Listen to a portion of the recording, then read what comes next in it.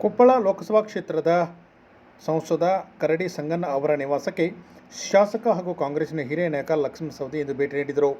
ಅವರ ಭೇಟಿ ಸಾಕಷ್ಟು ಪುಷ್ಟಿ ಕೊಟ್ಟಿದ್ದು, ಸಂಗಣ್ಣ ಕರಡಿ ಅವರು ಕೊಪ್ಪಳ ಲೋಕಸಭಾ ಕ್ಷೇತ್ರದ ಭಾರತೀಯ ಜನತಾ ಪಕ್ಷದ ಟಿಕೆಟ್ ಆಕಾಂಕ್ಷಿಯಾಗಿದ್ದರು. ಆದರೆ ಭಾರತೀಯ ಜನತಾ ಪಕ್ಷದ ನಾಯಕರು ಸಂಗಣ್ಣ ಕರಡಿ ಅವರಿಗೆ ಟಿಕೆಟ್ ಕೊಟ್ಟಿರಲಿಲ್ಲ. ಆದ್ದರಿಂದ ಟಿಕೆಟ್ ತಪ್ಪಿದ್ದರಿಂದ ಅವರು ಕಾಂಗ್ರೆಸ್ಗೆ ಸೇರ್ಪಡೆ ಆಗುತ್ತಾರೆ ಎಂಬ ಸಾಕಷ್ಟು ಗುಮಾನಿ ಇತ್ತು.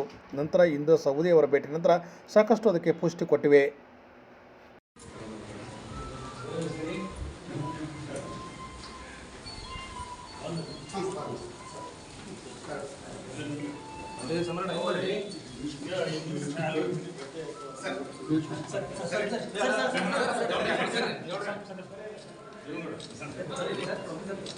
ಯಾವುದೋ ಪೊಲಿಟಿಕಲ್ ಬಂದದ್ದಲ್ಲ, ಇಲ್ಲೇ ಸಂಜೆಗೆ ಬೇಕಿದೆ.